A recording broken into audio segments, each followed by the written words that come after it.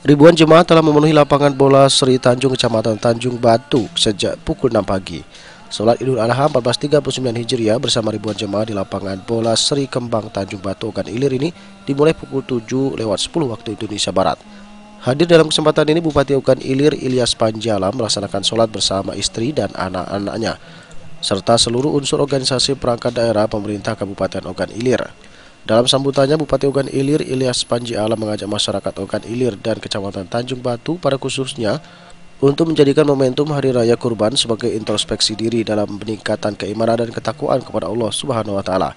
Hal ini telah dicontohkan oleh Nabi Allah Ibrahim alaihissalam yang mendapatkan perintah untuk menyembelih anaknya sendiri. Hal ini pula mengingatkan umat muslim untuk mengingatkan bahwa harta, jabatan, dan jiwa merupakan milik Allah semata.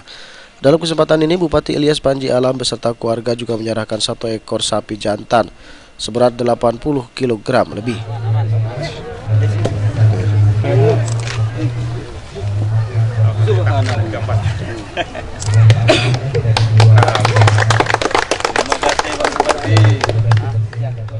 Pada kesempatan ini juga digelar makan bersama Bupati Ogan Ilir Ilyas Panjalam bersama warga Sri Tanjung, Kecamatan Tanjung Batu.